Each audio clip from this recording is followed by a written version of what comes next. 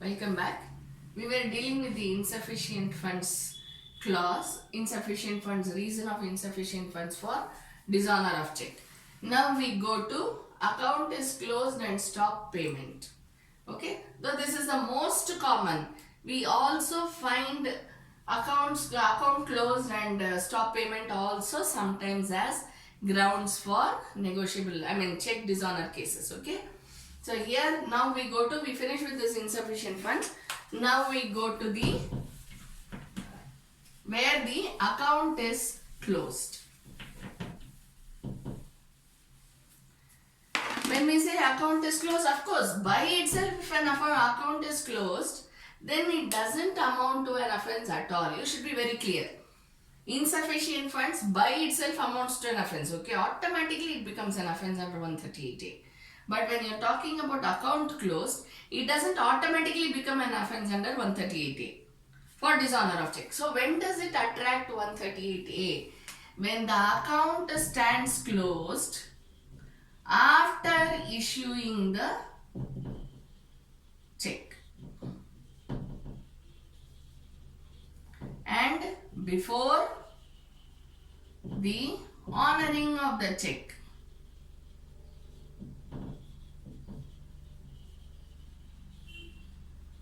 See, I give you an example. A person has given a check dated 12th February 2019. Okay, probably he draws the check today, 9 January. He draws the check today, but he has dated it as 12th February 2019. So, when he has drawn it as 12th February, he has given it on 9th Jan. There is absolutely no proof that it was drawn on 9th Jan. Am I right? There is no proof. But there is proof that it is there for 12th February 2019. So, if he closes the accounts in between somewhere here or maybe on 10th Jan itself, okay? So, any period between 9th Jan and 12th February, if he closes the account, then it becomes an offence. Why? Because he should be aware. He will be aware. Am I right? Once I have written a check, I will be aware that I have given a check to so and so person. So, he should be aware that there is a check which is pending for payment on 12th February 2019. Therefore, he cannot close the account in between. Understand? Therefore, it becomes an offence. Understand? If it is on the same date, then also there is something called reasonable time. The concept of reasonable time plays a very important role in any of the law, any of the acts that you study. Whether it is on the civil side or whether it is criminal side, don't forget the concept of reasonable time. Understand? So even if a person has given the check for 9th Jan and he orders for close account on the say 10th Jan or 11th Jan or whatever it is, even then, even though he shall not be liable under the Negotiable Instruments Act, because of the concept of reasonable time, he should have at least checked whether the check is honored or not and then asked for closure of the account. He should have done that. Due diligence, right? Concept of due diligence. Due care, due diligence. Why do we read torts? Why do we read jurisprudence? For all these things, right? So, 9th January he should have seen whether the account has been, whether the check has been honored or not, and then he should ask for closure of account. If he doesn't do that, if he does not take due diligence, even then he may be liable for action under section 138A. Next we go to the next concept of stop payment. See, stop payment is also the same, but then again you have to look at the situations when stop payment may be made. Stop payment may be made when the check has been honored or there is a fraud. Okay, so stop payment may be made. Second one, when the person has already got the money, but he is trying to present the check again.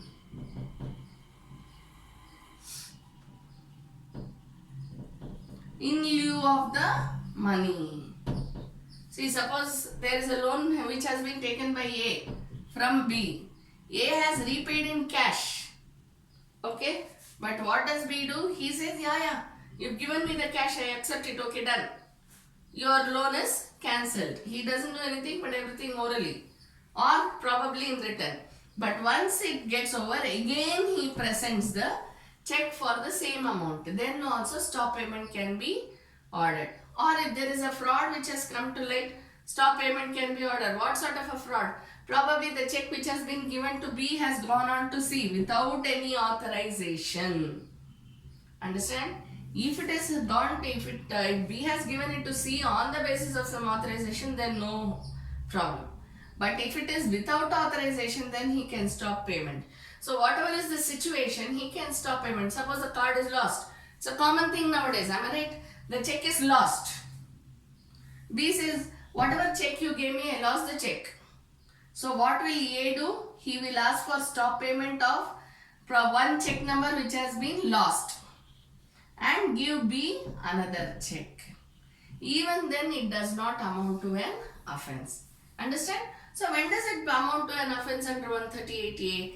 When a check has been given for obligation and before the obligation is over, the person asks for stop payment.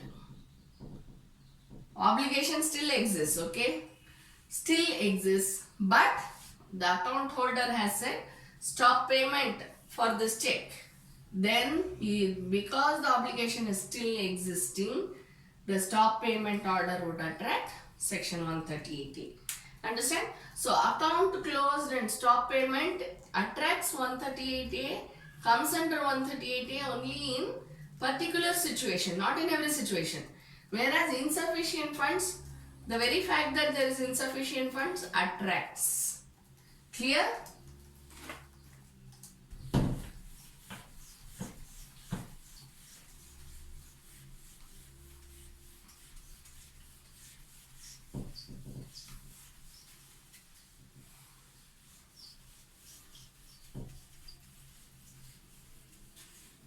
We go to the next topic, which is about the notice.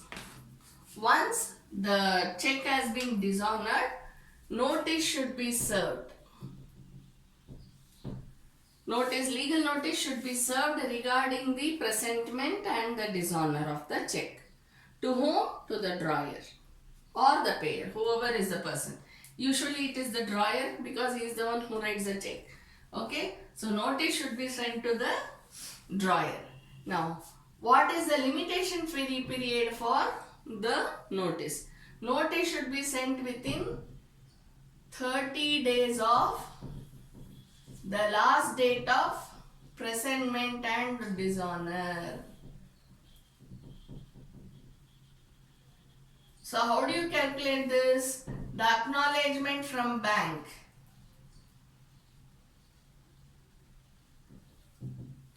On the date we get the acknowledgement from bank, only then we get to know that there is a dishonor. So from that date we should start calculating the 30 days. Understand? Legal notice should be sent. Now what are the contents of the legal notice? What should be there in the legal notice?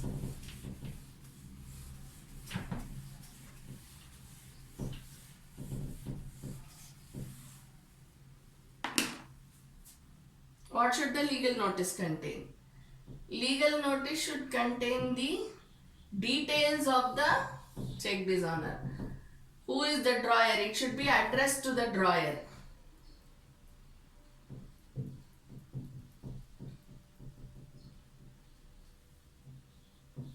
The grounds for giving the check should be written down. On what basis?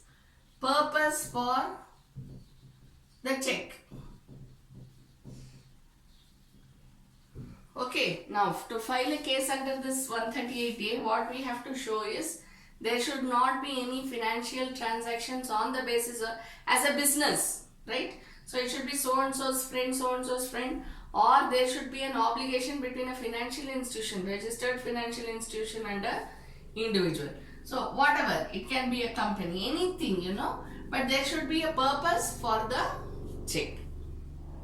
Grounds on which the check is given, that is how we write, okay?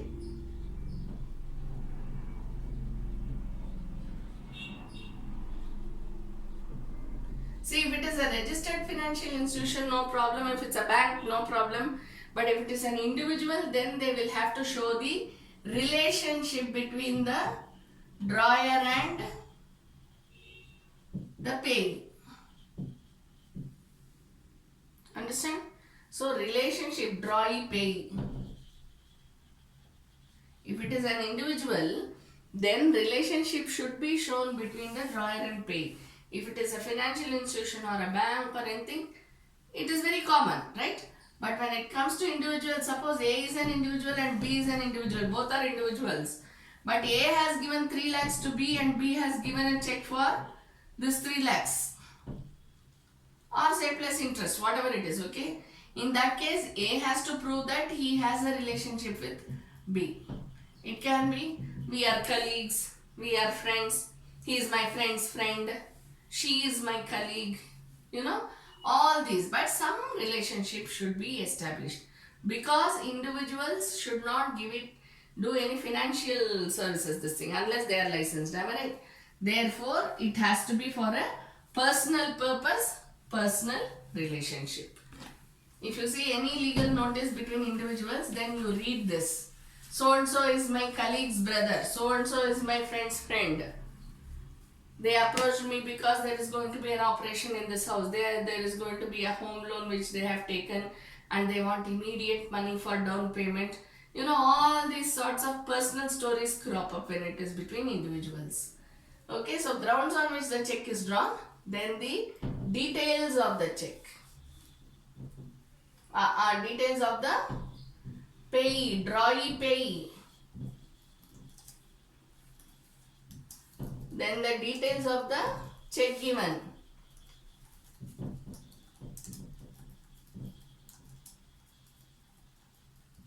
What will be there in the details of the check?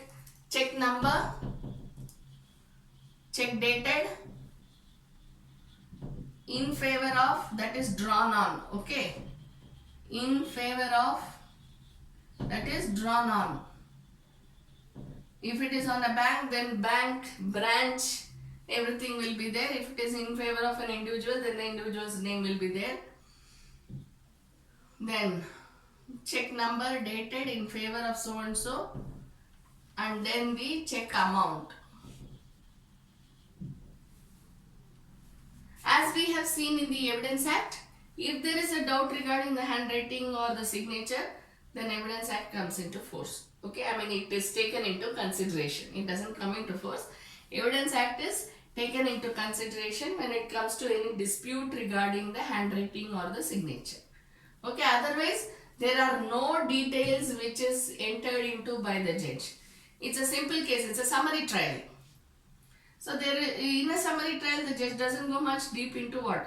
So unless the handwriting or the signature is in dispute, the handwriting or the signature is not taken into consideration as a part of the dispute.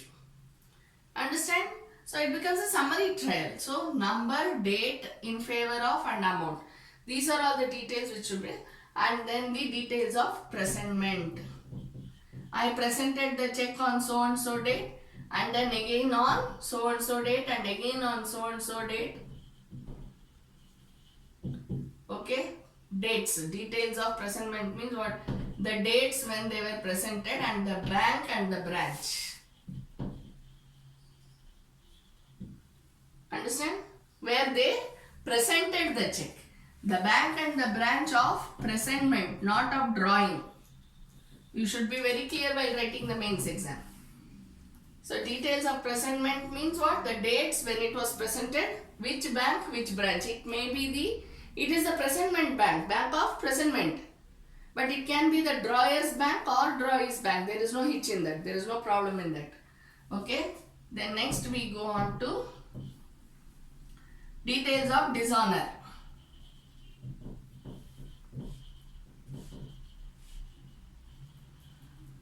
I presented the check on so and so date. I got the acknowledgement. Then I called up the accused and I asked him, please keep the money there because I want to present it again. Then again I presented it on the check on the date as promised, but still the person has not kept. Therefore again I made numerous calls, numerous visits, right? So this is how the details of dishonor. At last, again the third time when I presented, again it was dishonored and hence I am giving a notice to you.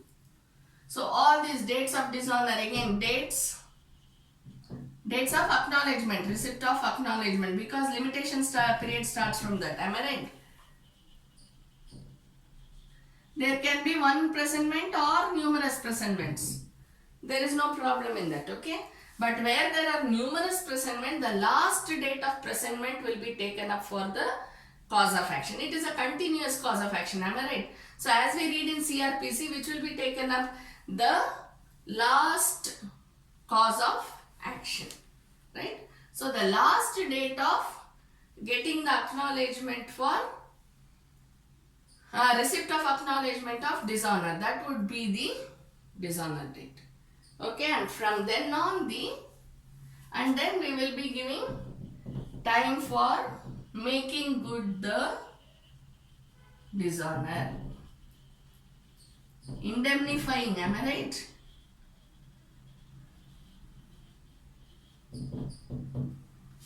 Indemnify. Okay, so we say I will give you 15 days time because that is what is left out. Okay, so 15 days from the date of receipt of notice. From the date of receipt of notice. So you make, either you make the payment within 15 days or at least you reply.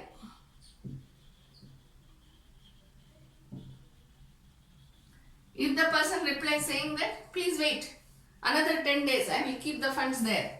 Okay, then we can wait for 10 days and then again present the check and again go back to the court. So whatever it is, either make the payment or reply. But we don't write reply when we are writing notice. Right?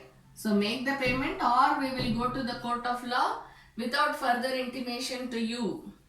This is what we write in the notice. So totally how much we have legal notice we have to give within 30 days. And in that notice we say 15 days is given as the time for making good, indemnifying whatever has happened. So you pay this plus you pay the check amount to me. Okay. So once the person says you pay the check amount to me, then that is the end. Then of course signature. Signature of the drawee payee in all the pages, right? And that of the advocate. And main thing, place and date of issue of notice. Place and date of issue of notice should be there. It should not be without any date over there. Clear? So this is what is contained in the legal notice.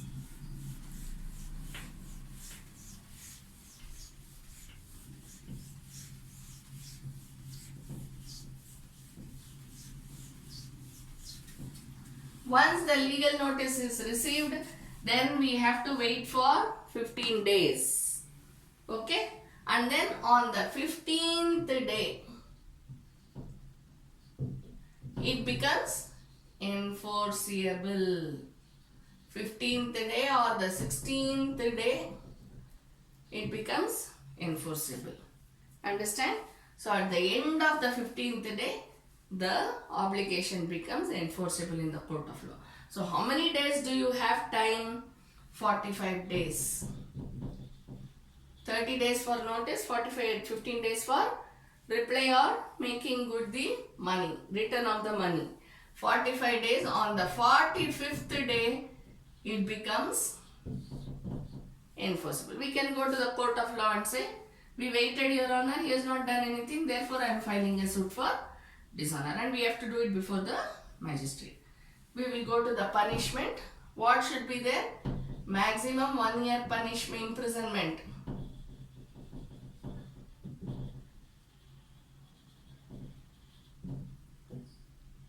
or compensation of twice the amount, twice the check amount,